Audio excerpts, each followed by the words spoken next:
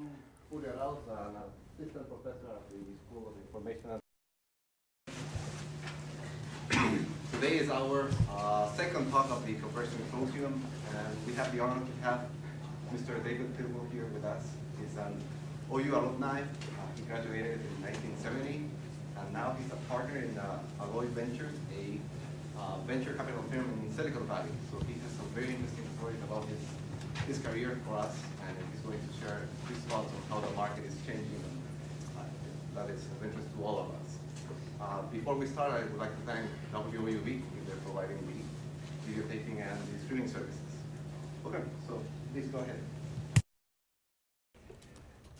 Dr. Arosa, thank you for inviting me and giving me the opportunity to come here and speak with this group today. I appreciate it, and I hope we can have a good interchange, good dialogue.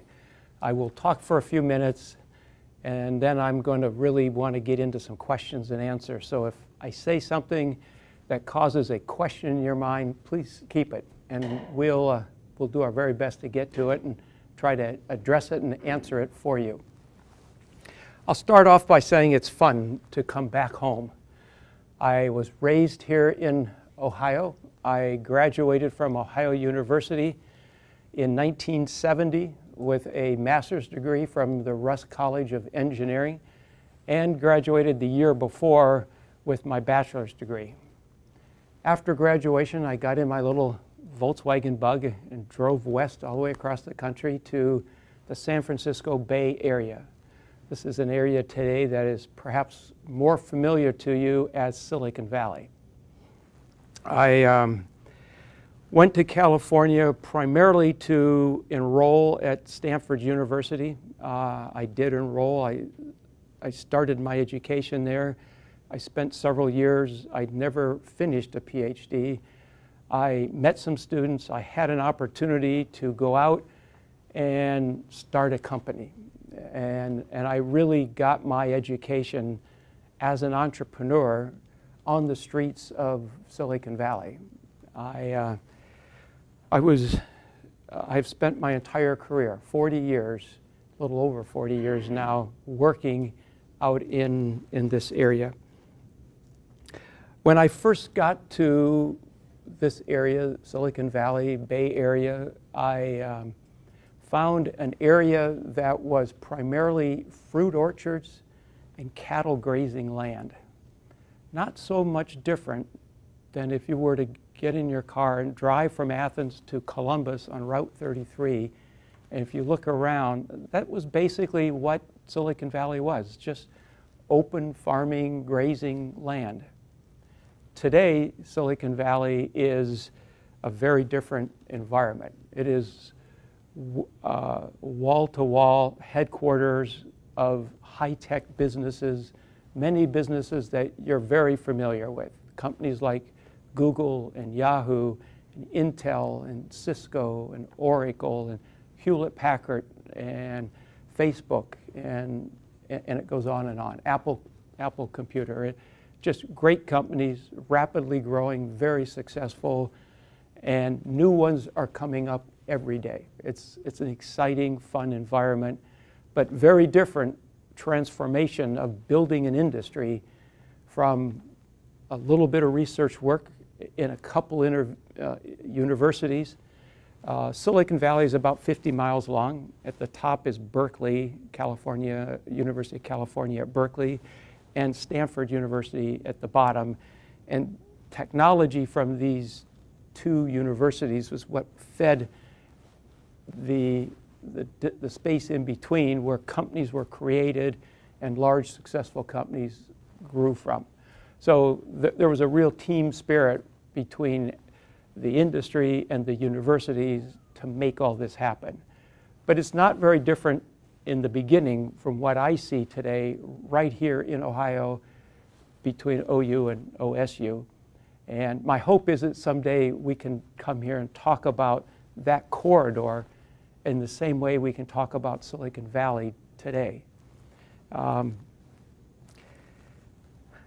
I've had the fortunate opportunity to play a role in the creation of what we call Silicon Valley. I've spent 40 years taking ideas and turning them into business plans, building businesses, and creating that culture, the way we operate out there. I mean, I, plus many others, were a key component to the creation of that. I spent 25 years as an entrepreneur, starting 2 companies. Both these companies, I got lucky, turned out to be very successful companies. One grew up to be $1.5 billion over 15 years. We went public. Stock price rose again and again, year after year. And eventually IBM came in and acquired it for $5 billion, big company. And then they destroyed the company in many ways. They tried to change the culture of the company to that of IBM, which was very different from what we had created. And they ended up chasing away the key people. And in doing so, the company floundered, and IBM basically gave it away to Siemens Corporation and wrote off $5 billion. It was a lesson for them to learn. I went off and started a software company, a company called Rasna Corporation, and it was a mechanical design automation software company. This company took 10 years, from idea to product development to basically becoming a leader in the marketplace. And we were in the process of going public, probably 2 or 3 weeks from being a public company, when I was approached by the CEO of a large software mechanical design company out of Boston called Parametric Technology Corporation. And they came in and basically made me a deal I couldn't refuse, ultimately acquired the company. And today it's running well in a combined state. Both parties are very happy with the outcome, and many employees are still there working and doing well. So, and then I've spent 25 years doing that, 15 years as a venture capitalist. This is an individual who invests in small startup businesses and is a mentor and a facilitator or a helper to small business teams as they're trying to organize and basically bring a product to market. And so that's the role I play today. I'm an investor and, if you will, a mentor to the 4 or 5 companies that I'm invested in. It's been a great experience. I've learned a lot. It's been fun, it's been rewarding, and it's been very challenging. A lot of competition. Everybody's fighting to put dollars into the best companies. Facebook's, everybody wants to be an investor there. And it's a game that gets played. But it's a healthy game. It's a very productive game. And Silicon Valley is a great place. It's a wonderful environment. The worst day of the year is today out here. And it's a small community, very high tech, but high tech is expanding these days. It's not physics, it's not electrical engineering as much as it is social media or digital media. I mean, things more focused on collaborating and communicating, leveraging technology is kind of where the area of focus is today. So it's a dynamically changing place, but a lot of opportunity. And it's been a fun time for me to build a new industry.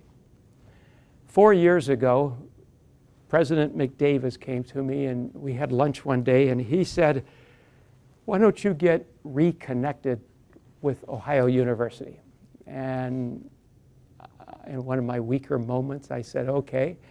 I had not had any engagement with the university in all that time that I had been gone and out there in California, 40 years.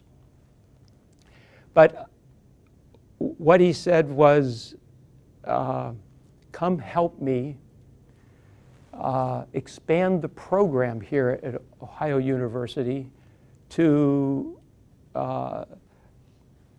to enhance technology, transfer, and commercialization. So help me take the innovation of our laboratories, our research here at OU, and let's license it out to the public sector, to corporate entities. And in return for that, we get rewarded. We get a royalty stream, or we get a equity ownership in that company that over time could be worth a lot of money to the university. And so we wanted to do more of this.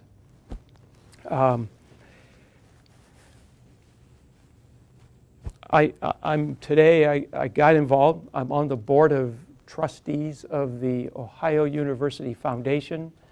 I'm on the board of visitors, it's called, for the Russ College of Engineering. And so I'm back here regularly with many different meetings and always on campus and always trying to promote entrepreneurial business development, technology commercialization, and trying to help students and faculty and administrators understand what all that means and why it's good for Ohio University.